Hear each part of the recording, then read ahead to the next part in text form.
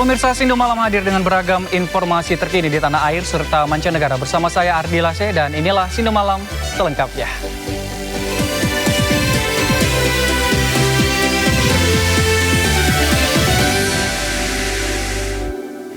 Pemirsa, kita awali Sindo Malam pada hari ini. Kecelakaan melibatkan dua mobil terjadi di Keramat Jati, Jakarta Timur. Penyebab kecelakaan, salah satu mobil pengemudi berkendara dalam kondisi mengantuk.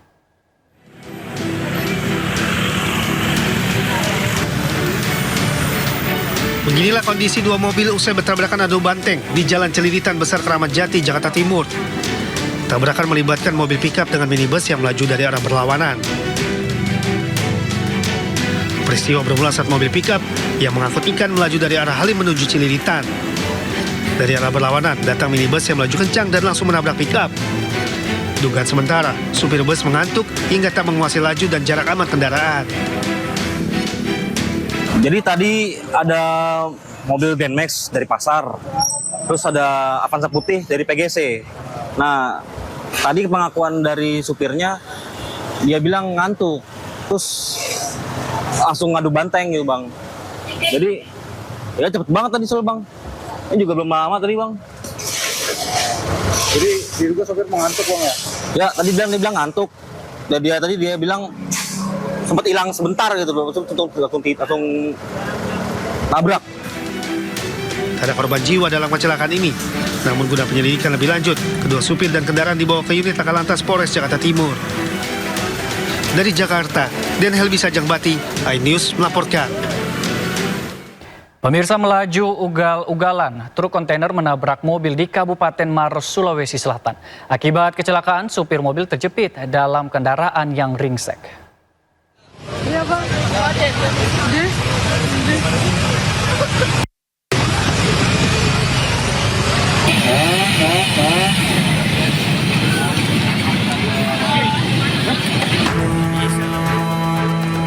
Viral rekaman video amatir detik-detik setelah kecelakaan antara truk kontainer dan sebuah minibus di Jalan Poros Turikali, Kabupaten Maros.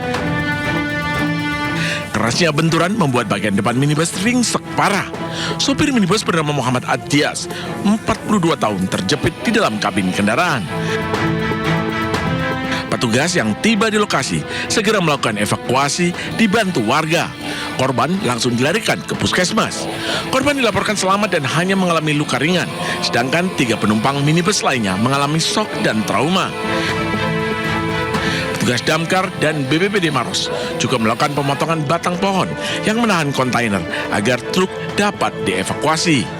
Awalnya, kecelakaan terjadi saat sebuah truk kontainer dari Makassar menuju Kabupaten Pangkep menabrak minibus yang berada di depannya sama-sama melaju dari arah bersamaan. Diduga pengemudi truk kontainer mengendarai kendaraannya secara ugal-ugalan sehingga gagal mengantisipasi kendaraan di depannya. Sopir dan truk itu mengemudikan kendaraan dengan ugal-ugalan. Dia dari arah kemana? Mau kemana? Dari area yang sama, dari arah Makassar menuju ke Maros. Katanya sang sopir sempat terjepit juga ya, Bang, atau gimana? Iya betul. Pada saat dievakuasi oleh pihak kepolisian, dalam hal ini anggota Laka Lantas dengan anggota lainnya, sopir dalam keadaan terjepit setelah kejadian dan Saat ini kedua kendaraan diamankan petugas dan kasusnya ditangani oleh unit Gakum Polres Maros. Dari Kabupaten Maros, Sulawesi Selatan, Wahyu Ruslan, iNews melaporkan. Kita beralih ke informasi lainnya pemirsa. Aksi berani dilakukan seorang emak di Kabupaten Labuan Batu Utara, Sumatera Utara. Seorang diri, sang emak menggerebek barak, diduga jadi tempat berpesta sabu. Tanpa rasa takut, emak ini mendatangi rumah di Kecamatan Kualuhulu, Kabupaten Labuhan Batu Utara. Sang emak menemui sejumlah terduga pelaku pengedar sabu. Sebagian pelaku tengah mengkonsumsi sabu.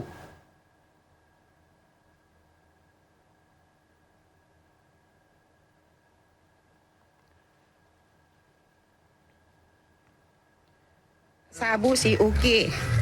di Kampung Baru. Usai diviralkan emak-emak mendatangi barak diduga lapak narkoba, polisi menemukan lokasi kosong namun ada jejak bekas pemakaian narkoba seperti alat bong. Setelah itu barak narkoba dihancurkan dan dibakar polisi. Polisi masih menyelidiki deretan nama yang disebut emak di media sosial. Atas tindak lanjut petugas, emak-emak itu pun berterima kasih. Ini tukang menjaganya, penjualnya di sini dibuatnya. Ya, ini sedang nyabu ini. Ini sedang nyabu. Ya. Lapak bandar sabu si Uki. Kenapa si Uki buka bandar sabu di sini nggak ditangkap? Ada apa? Ada apa? Ini tempatnya. Ini tempatnya. Iya, pemirsa, usai diviralkan emak-emak mendatangi barak diduga lapak narkoba. Polisi menemukan lokasi kosong namun ada jejak bekas pemakaian narkoba seperti alat bong. Setelah itu barak narkoba dihancurkan dan dibakar polisi. Polisi masih menyelidiki deretan nama yang disebut emak di media sosial. Atas tindak lanjut petugas, emak-emak itu pun berterima kasih.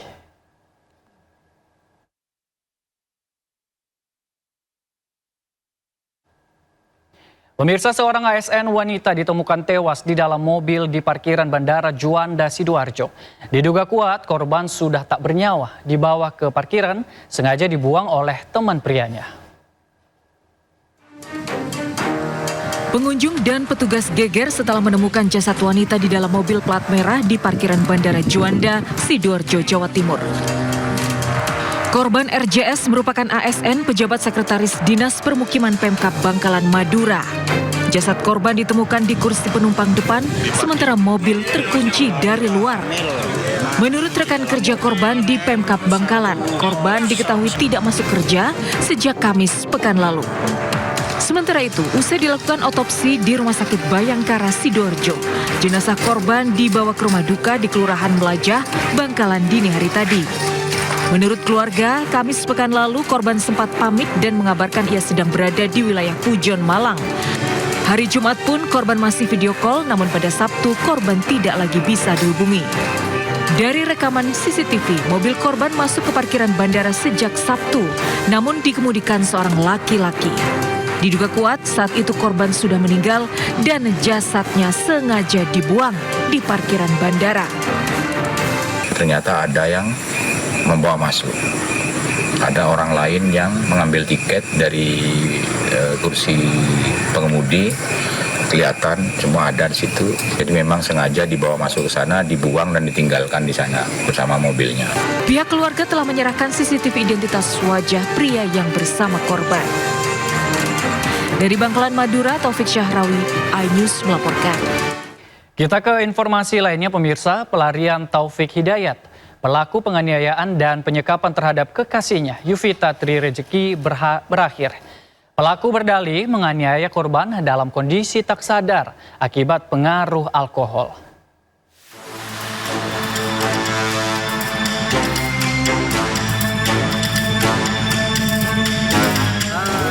Sempat buron, Taufik Hidayat, pelaku penyekapan dan penyiksaan terhadap Yuvita Tri Rezeki, kekasihnya, akhirnya berhasil ditangkap jajaran di Reskrimum Polda Jawa Barat Selasa malam. Tersangka ditangkap di rumah kerabatnya di Perumahan Gria Pesona, Kecamatan Ciparai, Kabupaten Bandung. Penangkapan ini mengakhiri pelarian tersangka. Kepada polisi, tersangka mengakui seluruh perbuatannya dan berdalih menganiaya korban dalam kondisi tak sadar akibat pengaruh alkohol. Untuk menyelidiki motif, polisi melibatkan ahli kejiwaan untuk mendalami kondisi psikologis tersangka karena perbuatan tersangka sangat sadis. Insya Allah besok kita akan teruskan lagi pemeriksaan terhadap yang bersangkutan, termasuk juga melibatkan beberapa ahli kejiwaan supaya kita mempunyai data awal bagaimana kondisi kejiwaan tersangka. Karena apa yang dilakukan sebagaimana teman-teman ketahui, ini sesuatu yang tidak wajar. Penyekapan dan penyiksaan terhadap korban diketahui terjadi selama 3 tahun. Maret 2026, pelaku menyewa kamar indekos di wilayah Cilenyi, Kabupaten Bandung. Saat itu korban yang sudah terluka parah dipapah pelaku ke tempat indekos. Kepada penjaga kos, pelaku menyebut korban sebagai istrinya yang sedang sakit parah. Tolong nangis-nangis, minta diantar ke rumah sakit gitu kan, minta dibantuin diantar ke rumah sakit. Terus. Nah, selama ke rumah sakit di perjalanan si korban itu nggak kelihatan wajahnya atau mana ditutup? Kalau pas berangkat dari kosan ke rumah sakit Ujung Berung ditutup, nggak kelihatan wajahnya, cuman pas udah dibalut luka dari Ujung Berung, bagian kepala dibalut, baru ketahuan wajahnya, baru tahu di rumah sakit Ujung Berung gitu. Kondisinya wajahnya memang sudah hancur gitu Pak ya? Itu udah memprihatinkan. Aksi keji pelaku terbongkar 12 Juni lalu saat pelaku menghubungi kakak korban dan menginformasikan bahwa korban dirawat di Rumah Sakit Hasan Sadikin, Bandung. Kini keluarga korban berharap pelaku diganjar hukuman seberat-beratnya. Tim Liputan iNews melaporkan.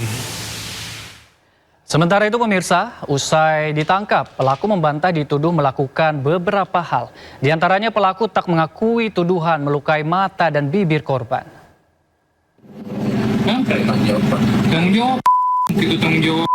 Lain mana nepi bibir teh kunaon? Hah?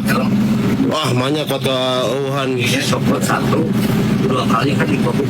Mana resinya? Penganiayaan oke nya.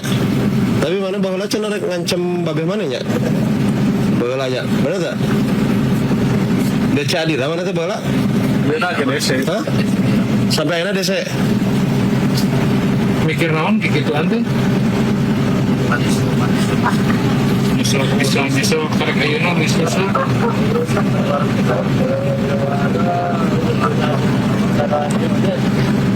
Tahun lagi apa? 1 tahun teping gitu. Mikir naon mana teh? 3 tahun kan mana teh nyokap teh? 1 tahun setengah. Kumaha disiksa pas nyongkel panon kumaha? Lain teh nyongkel panon mana? Hah? Saya tahu kunaon matana? Terus di kumaha?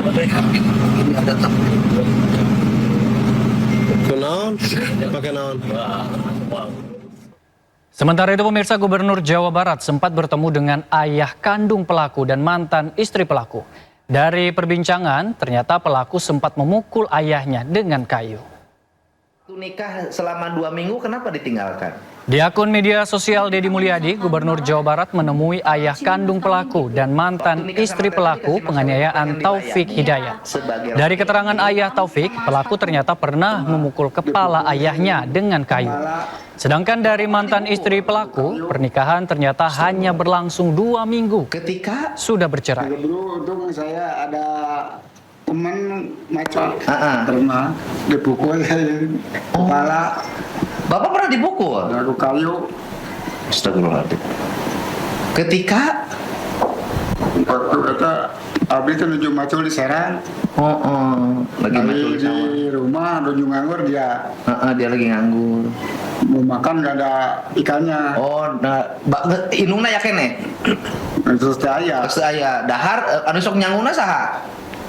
Nah, bapak ketua nyanyi. Oh, sok nyangu. Dahar una naon? Makan nggak ada apa-apanya terus? Datang ke sawah. Terus langsung mukul. Bawa ngegebru atau digebuk?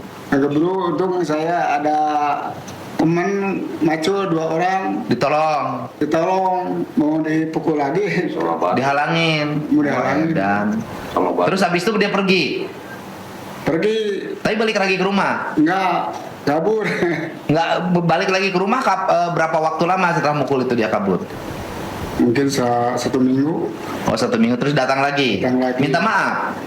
Minta maaf, bari nangis. Oh, curi. Nah, terus kunaon cenah ngagebug ka kolot? Kapoekan betul. Oh. Nikah selama 2 minggu, kenapa ditinggalkan? Jadi kalau misalkan marah, sini mas kawin gitu, sering gitu. Jadi mas kawin sama cincin tunangan tuh dibawa semua. Oh. Iya. Waktu nikah sama Teteh dikasih mas kawin apa? Mas, berapa gram? 10 gram. Terus jadi dia minta mas kawinnya. Kemudian dibawa. Jadi ketika sama Teteh berpisah bertengkar dulu. Jadi kalau masalah kecil tuh digede-gedein gitu. Cemburuan nggak? Ya cemburuan banget Pak. Sampai kalau misalkan ya, maaf, kalau dia minta gitu, suka marah-marah gitu Pak. Kalau nggak ini gitu. Kalau pengen dilayani ya, sebagai laki-laki, helm sama sepatu. Bukan romantis, tapi ngamuk. Iya. Minta dilayani. Namanya kondisi lagi ngidam kan gimana ya? Enggak ini gitu ya Pak ya, tidur pusing kan gitu. Dia pengen gitu, suka banting helm sama sepatu. Dari media sosial Koran Gala maksud saya, penangkapan Taufik ternyata berawal dari pelaku menghubungi rekan kerjanya bernama Dadang. Dadang mengaku Taufik menelpon dirinya karena panik dicari seluruh orang di Indonesia. Awalnya, jadi si Opik itu beberapa hari yang lalu nelpon ke saya. Jadi Pak gimana ini saya viral, bahkan se Indonesia. Nah, terus saya lihat, oh iya viral di Indonesia. Nah terus kamu maunya gimana? Nah, saya bilang kan gitu. Ya Pak, gimana ya minta bantuan perlindungan? Mungkin karena saya kan punya anak di kepolisian juga, mungkin dia mikir ke sana. Jadi ya udah gini aja. Kamu kalau misalkan lari-lari, kalau mujur sampai kakek-kakek pasti lari, capek. Saya bilang gitu. Itu yang pertama. Yang kedua, karena di medsos sudah rame, kamu bisa jadi ketangkap warga mati di jalan. Atau yang ketiga, ketangkap sama polisi, kayak di TV ditembak. Itu kamu pilih aja mau yang mana. Ya mikir lama. Sampai pada akhirnya kemarin, ya udah Pak, saya ngikut Bapak aja mau menyerahkan diri. Ya sudah kalau menyerahkan diri nanti saya telepon pihak berwenang. Nah, kebetulan saya telepon Pak Hendi. Pak Hendi kebetulan dari kepolisian juga. Saya koordinasi dengan Pak Hendi. Cuman masih istilahnya bikin strategi gimana caranya dia benar-benar menyerahkan diri, karena setiap nelpon itu ganti-ganti nomor. Setiap nelpon itu. Nah akhirnya saya udah ngobrol sama Pak Hendi, oke Pak Dan, katanya gitu. Ya gimana, gini aja Pak, kalau misalkan dia rencana mau ke rumah saya, Pak Hendi siap-siap datang ke rumah. Oke, katanya gitu. Nah kebetulan dia nelpon lagi, Pak saya sekarang mau menyerahkan diri. Nah, saya bilang kamu harus kooperatif. Oh iya saya insya Allah kooperatif. Datang ke sini, Pak Hendi udah dari sini. Kebetulan Pak Hendi itu dari Polda ya, Polda. Nah, Pak Hendi udah ada di sini. Sementara itu pengacara Hotman Paris menggalang donasi, meminta para konglomerat serta pejabat menyumbang biaya pengobatan Yuvita, korban penyiksaan Taufik Hidayat.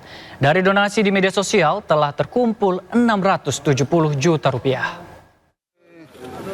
Maskernya dong. Masker buka. Buka sama bajunya. Melalui akun media sosialnya Instagram, pengacara Hotman Paris mengumumkan menggalang donasi dana secara khusus biaya pengobatan untuk Yuvita Tris Rezeki, korban penyekapan dan penyiksaan Taufik Hidayat di Bandung, Jawa Barat. Hotman secara terbuka mengajak kliennya untuk berdonasi seperti Prajogo Pangestu, Tommy Winata, Peter Sondang, dan Frani Wijaja, serta anggota DPRD dan Presiden Prabowo untuk turut memberikan donasi masing-masing minimal 500 juta rupiah. Selain itu, tak hanya konglomerat dan klien Hotman Paris, rakyat kecil juga turut menyumbangkan demi kesembuhan Yuvita Tris Rezeki atas penyiksaan yang dilakukan oleh Taufik Hidayat. Dari 800 orang, donasi yang terkumpul di Hotman Paris mencapai 670 juta rupiah. Sumbangan masyarakat yang punya hati nurani terhadap korban yang disandra oleh pacarnya selama 3 tahun oleh si laki-laki brengsek. Sudah hampir 800 orang di buku tabungan Hotman. Dan yang paling membanggakan, yang menyumbang ini banyakan menyumbang, coba nih, ada 1.000 perak, 3.000 perak, ada banyak yang 10.000. Bayangkan rakyat kecil ya berhati nurani. Ini mungkin ada yang tukang bakso, ada tukang ya macam-macam lah, ada pegawai. Ya sudah 800 orang yang nyumbang. Dan berapa saldonya Pak? Saldonya udah berapa? 667. Berapa? 677 juta. Sudah mencapai 670 juta. Sebelumnya, aksi keji pelaku terbongkar 12 Juni lalu saat pelaku menghubungi kakak korban dan menginformasikan bahwa korban dirawat di Rumah Sakit Hasan Sadikin, Bandung. Kini keluarga korban berharap pelaku diganjar hukuman seberat-beratnya. Tim Liputan iNews melaporkan. Kita beralih ke informasi lainnya, pemirsa. Polres Bau-Bau diduga mengambil dan menahan rapor milik siswa SD di Kota Bau-Bau, Sulawesi Tenggara tanpa izin. Rapor siswa dijadikan jaminan atas persoalan utang piutang melibatkan orang tua siswa.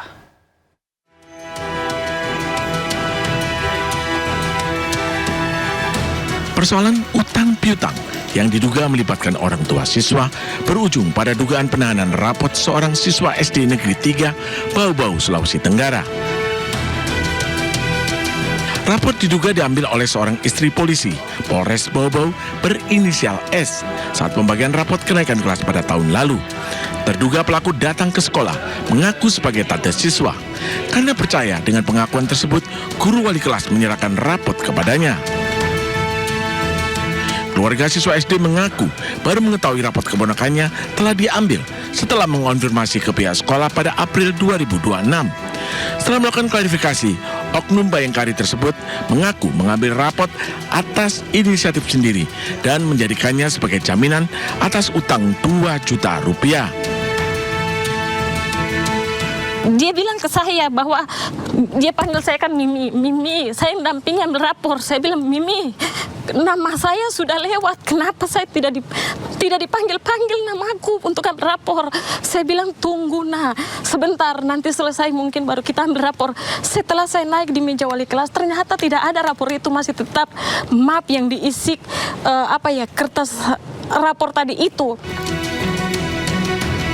Sementara itu, Kasubmas Polres Bau-Bau, Ibtu Rino Asnan mengatakan laporan tersebut telah diterima dan kini masih dalam penanganan Satreskrim Polres Bau-Bau. Jadi terkait informasi istri polisi tersebut, saat ini kami dari Polres Bau-Bau baru menerima laporan dari pelapor. Tindak lanjutnya apa nanti, Pak? Jadi saat ini Satreskrim Bau-Bau masih melakukan penyelidikan atas laporan yang korban melaporkan terkait mengambil rapor anaknya tanpa izin. Hingga kini, rapor siswa tersebut masih belum dikembalikan. Pihak keluarga berharap penyelidikan dilakukan kepolisian dapat memberikan kepastian hukum, sekaligus memastikan hak siswa untuk memperoleh rapot dan melanjutkan pendidikannya tidak lagi terganggu. Dari Kota Bau-Bau, Sulawesi Tenggara, Andi Eba, iNews melaporkan. KPK melelang barang rampasan milik terpidana korupsi sertifikasi K3 di Kementerian Ketenagakerjaan, termasuk kendaraan milik Immanuel Ebenezer. Informasi selengkapnya usai jeda, tetaplah di Sindo Malam.